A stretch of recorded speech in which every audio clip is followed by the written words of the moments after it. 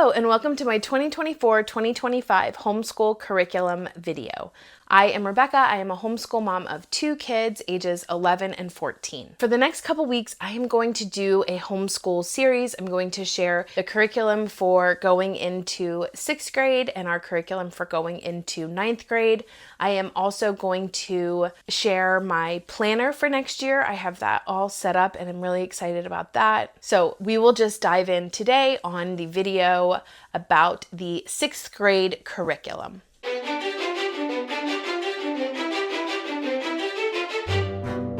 So the first thing that I want to share is my trustee notes that I have. What we do as we approach middle grade, this worked for my oldest, and so I'm doing the same thing with my middle grader, is in the state we live, in Pennsylvania, there are high school classes that you can actually take in middle school in 7th and 8th grade.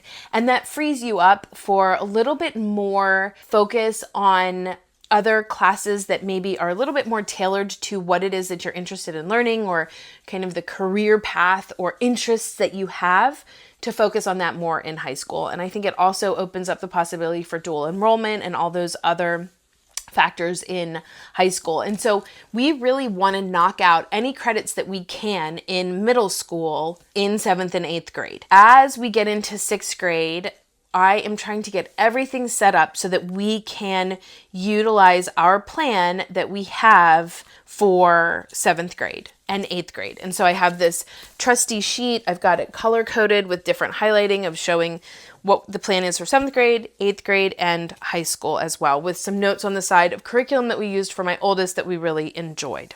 And then I also have a breakdown of what it is that we are going to be using this year for language arts, writing, math, science, Spanish, and history, and then any extracurriculars like music and PE. And so I just have this plan where I know that these are the classes that we want to focus on.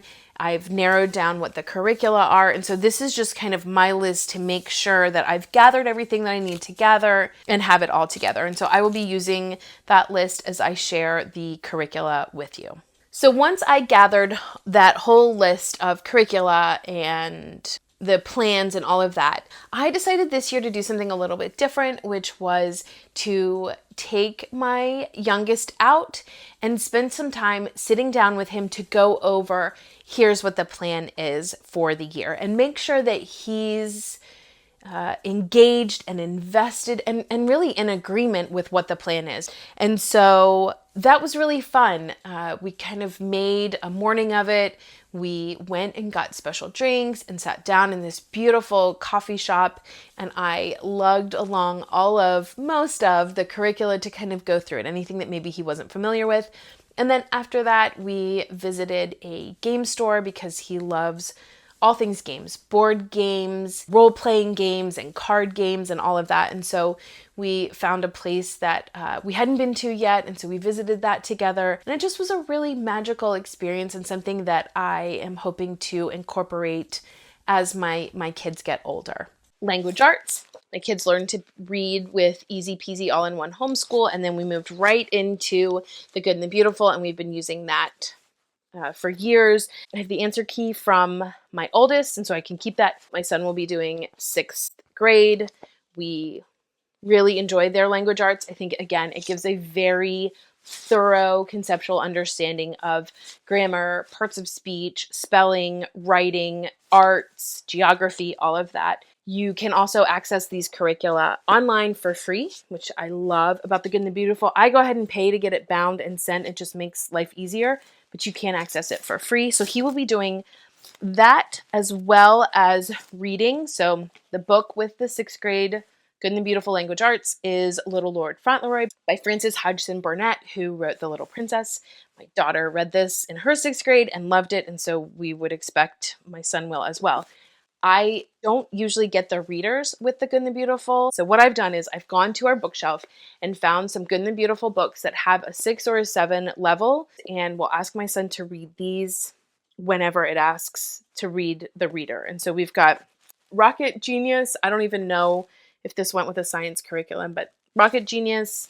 We have Jade Dragons And we also have The Falcon of Eric Red, which my oldest loved so much. This was her favorite. I also have Along Came Galileo by Jean Bendick. And this is actually a beautiful feat book. And so I'll just have him read those and Little Lord Fauntleroy, and that will be sufficient for language arts reading. And then I also have the 7th grade handwriting curricula. We've always used the Good and the Beautiful's handwriting curricula. They have these fun parts at the bottom where you can draw and do other things. It just makes it a little bit more engaging. And so my son is a little bit ahead in that. And so he'll just do 7th grade. Once he's done with 7th grade, we will be done with handwriting. And then lastly, I have Wordly Wise 300. This is book 6. So he has not done any Wordly Wise. He's done a lot of spelling and writing workshops with the Good and the Beautiful. My oldest did a Wordly Wise, I think in 5th grade, just to help with vocabulary.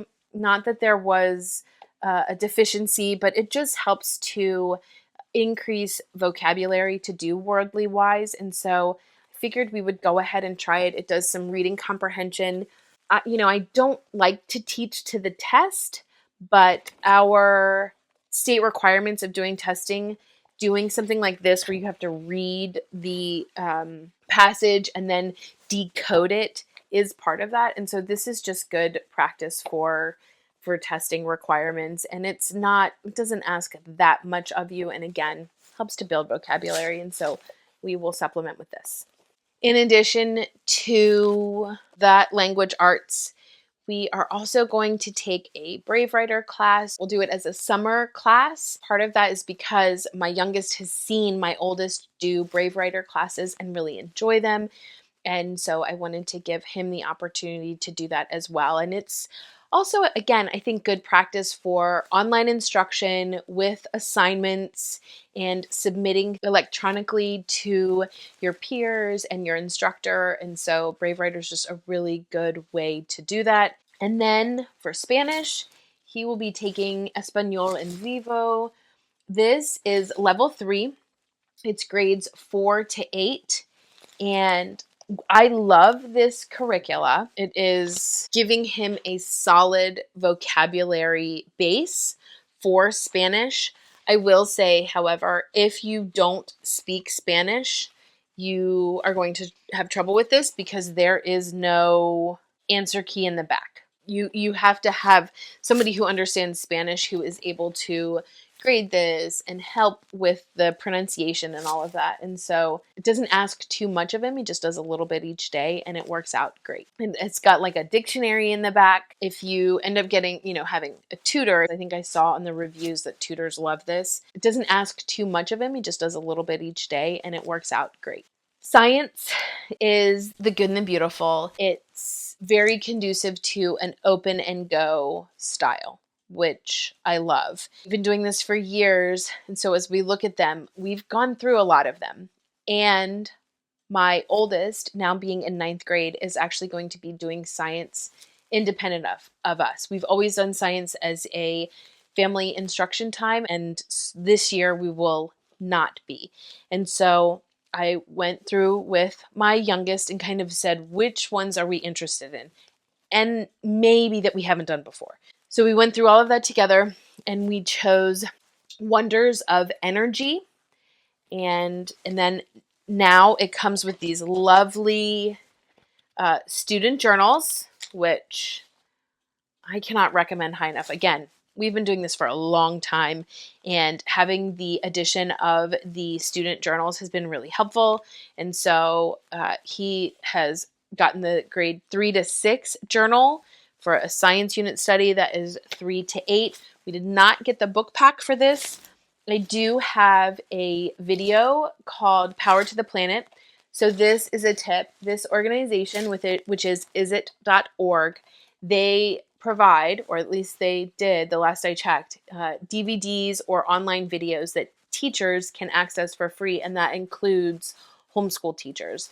And so we will be watching this Power to the Planet video. It tells you grade levels, subject areas, topics, and a teacher's guide is included in this as well. It has the price on the top of it, but you're allowed, I think, like one free one every year. And so every year I just get a free one. And so we're going to try this Planet one. And then next, which is the one I'm the most excited about, we're doing reptiles, amphibians, and fish. Again, a grade 3 to 8 science unit study with the journal, which is a 3 to 6 grade level. And I did decide to get the book pack because my son saw Buzztail, the story of a rattlesnake, and loved the idea of reading this book. And so it just comes as a bundle. It really is just engaging. It has illustrations and diagrams and other amphibians and reptiles in it. And so we grabbed that. And then also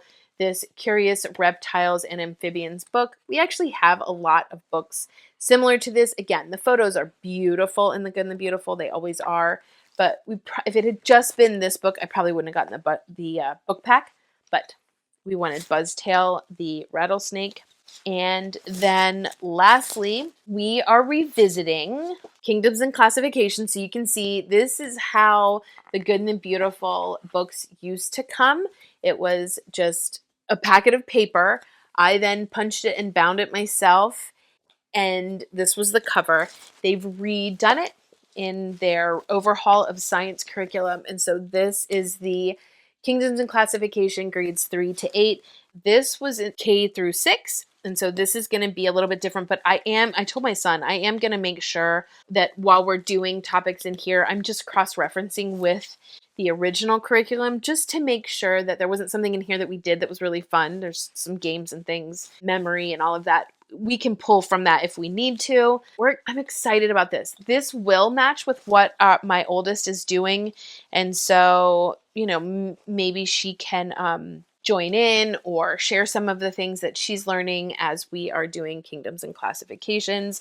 I did also grab the book pack in addition to the student journal. So we got Microbes, which just shares all about the bacteria and fungi and viruses and all of that. And then the taxonomy trivia.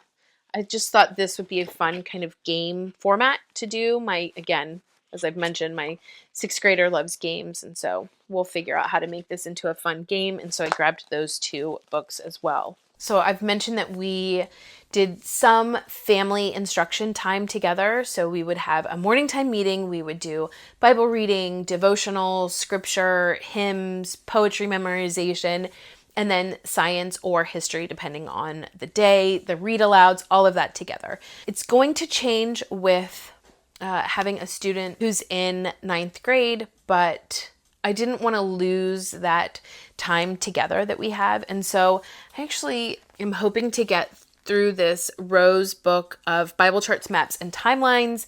It is beautiful. I've had it actually for a while, and I've been waiting for my kids to be old enough to do this instead of devotionals and that kind of thing, where we're actually doing some instruction around Bible history and maps and all of that. And so I'm excited to incorporate this into our morning time. Additionally, I am hoping to be very creative around history and to include, in addition to the Bible study time and poetry memorization and scripture memorization and hymns, to also keep history. So science will be separated, but history I am hoping to keep together. I had mentioned earlier that our state has specific requirements. One of the requirements is in 7th and 8th grade that you can do world history. And so we did world history this past year as my oldest was in 8th grade. And we have done the Well-Trained Mind classical education that Susan Weisbauer lays all out in her book. And because that is a 4-year history cycle that just repeats itself. So you have ancient history, Middle Ages, medieval and pre-modern, and then modern. So 4 years. And then you just keep doing that every 4 years and you move through those, the grammar stages, the rhetoric stages. I can't remember the other one. It moves through early elementary, middle school to high school, I do like that organization. But doing world history, we've already hit a lot of the ancient history, and I just feel like it's too soon to go back to that. So I talked it over again with both of my kids, and we have decided that we are going to move right into the Middle Ages and medieval times. And so with that, we have done the story of the world Middle Ages before. So I have the reading book, and then I also have the activity book as well. But I think, again, because we've done world history just recently, I think we're going to move through this a little bit faster than just having this be the 1 year, which is what we've done in the past, and kind of go through and pick and choose what it is that we are going to do in the activity book and also read together. And then for the first time, I've usually done other things once we get into colonialism and modern times, we are going to go ahead and do the early modern times or the medieval period in this book as well. And so we're going to kind of combine the two of these to get a full Middle Ages medieval year of history.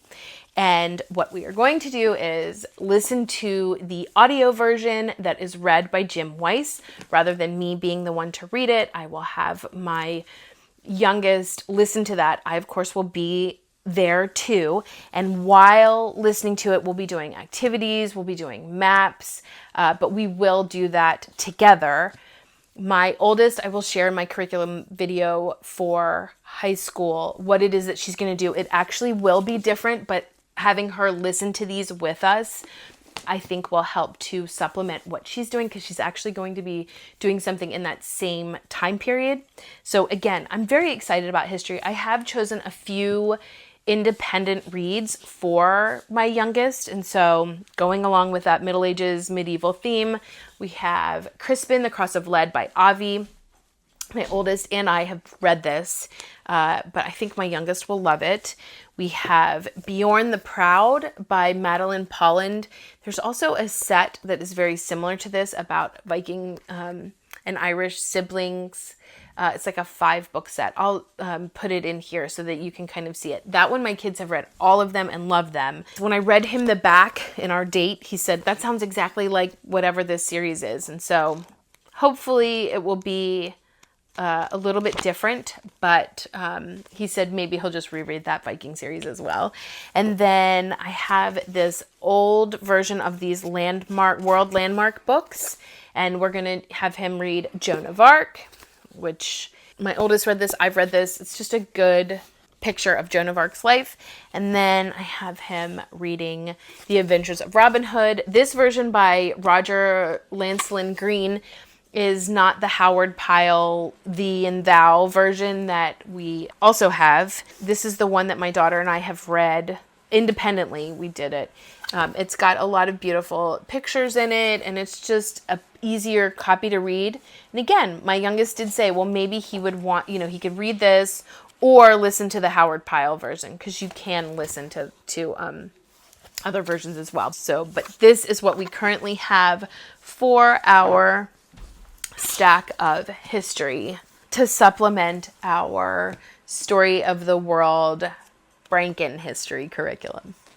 Math is really simple. We have used Math-U-See since the beginning. My 6th grader is currently in Zeta. He will be moving into pre-algebra in 6th grade. A little note about Math-U-See, again, like I said, we've been using it since the primer level, which is pre-K. It is not, the most glamorous and exciting with a lot of graphics curricula. However, it teaches your kids to a mastery level, which means that before Mr. Demi in his videos moves you into the next level, he makes sure that there is a foundational concept understanding. And I have just loved that so much, that my kids have a solid understanding of the mathematical concepts before moving into the next level.